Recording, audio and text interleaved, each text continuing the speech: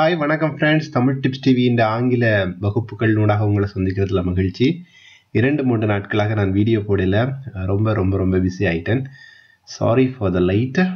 And இந்த வீடியோவில் வந்து ஹூ வேர்ல்டு ஹெல்த் ஆர்கனைசேஷன் அப்படின்னு கேட்காதீங்க, WHO ஹூ அப்படின்னு சொல்லிச்சுன்னா யாரை பற்றி நான் கதைக்க போகிறோம் அப்படின்றதான். ஹூ அப்படி என்றால் யார். சப்ஜெக்ட் ப்ரொனவுன் அப்படின்னு இதை சொல்லுவாங்க. அதாவது ஒருவருக்கு பதிலாக அல்லது ஒருத்திக்கு பதிலாக அல்லது அவர்களுக்கு அவைகளுக்கு பதிலாக நாங்கள் யூஸ் பண்ண போற ஒரு விஷயம். அதாவது I V you they Ki see it அப்படின்னு சொல்லி இருக்குன்னு நாங்கள் ஆல்ரெடி படிச்சிட்டோம்.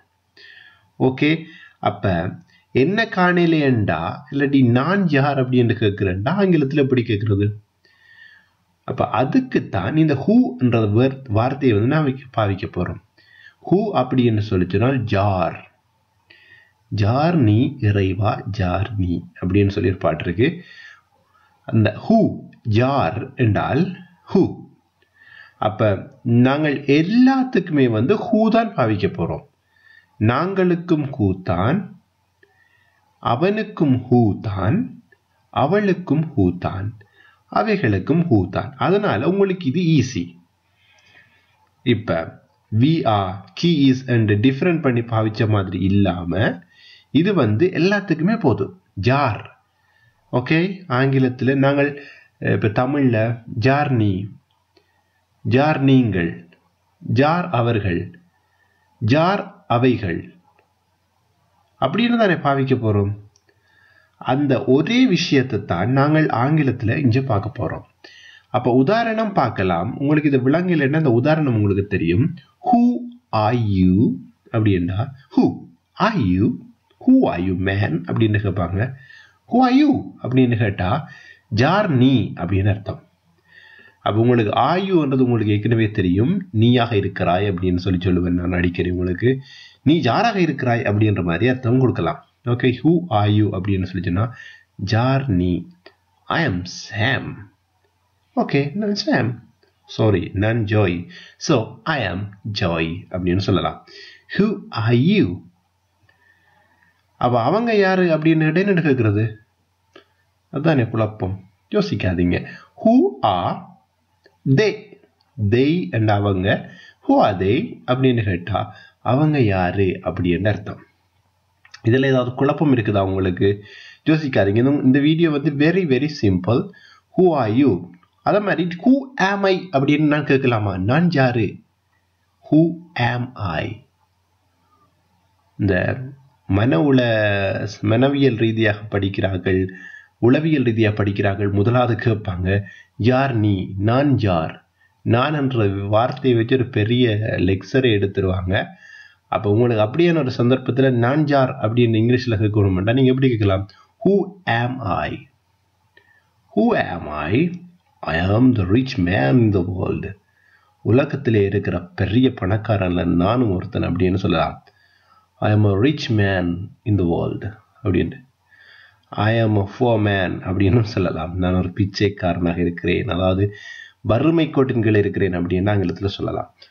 ஓகே, அப்போ ஹூவை வச்சு நீங்கள் இதெல்லாம் யூஸ் பண்ணாமல், உதாரணத்துக்கு நான் உங்கள்கிட்ட வரேன். ஓகே, நான் கேட்குறேன் யார் அந்த பொண்ணு உன்னை பார்த்து சைட் அடிச்சது அப்படின்னு அப்படி கேட்பீங்க ஆங்கிலத்தில். ஹூ இஸ் த கேர்ள் அப்படின்னு சொல்லி கேட்கலாம். Okay, who is the girl அப்படின்னு கேட்கலாம். Okay, who is the girl, யார் அந்த கேர்ள். ஓகே, சைட் அடிக்கிறது அப்படின்னு சொல்லி ஆங்கிலத்தில் கேட்காதீங்க, நான் பாவம். அதுக்கு நான் கண்டுபிடிச்சிட்டு சொல்கிறேன். ஏதாவது ஸ்பெஷல் வேர்ட்ஸ் இருந்ததுன்னு சொல்லி சொன்னால் இப்போதைக்கு யார் அந்த கேர்ள் அப்படின்னு தெரிஞ்சுக்கொள்ளுங்க. ஹூ இஸ் த கேர்ள் அப்படின்னு நீங்க கேட்கலாம். இன்னொரு உதாரணம் பார்க்கலாம். Who is in the kitchen. இதுக்கு அர்த்தம் என்னண்டா, ஹூ என்றால் யார், இஸ் இந்தண்டா, இஸ் என்றா இருக்கிறது, இன்னண்டா உள்ளே, த கிச்சன் என்றா சமையலறை, சமையலறையில் இருப்பது யார் அப்படின்றதான் கேள்வி. Mala is in the kitchen. Okay, she is in the kitchen. Mala is in the kitchen. அப்போ இது உங்களுக்கு விளங்கி இருக்கும். Who is in the kitchen அப்படின்னா யாரு சமையலறையில் இருக்கிறது என்ற கேள்வி. அதுக்கு பதில் வந்து மாலா சமையலறையில் இருக்கிறாள். இதை மாதிரி நிறைய வேர்ட்ஸ் எல்லாம் நான் உங்களுக்கு தருவேன். இப்போ அவசரமாக உங்களுக்கு ஒரு வீடியோ அப்லோட் பண்ணிக்கிறேன், இதை படித்து கொள்ளுங்க. ஹூ இஸ் இன் த கிச்சன்ன்ற மாதிரி who is inside the room அப்படின்னு நீங்கள் கேட்கலாம். யார் இந்த ரூமுக்குள்ளே இருக்கிறது அப்படின்னு சொல்லி வந்து கேட்கலாம். Okay, who is in the room அப்படின்னு. ஓகே,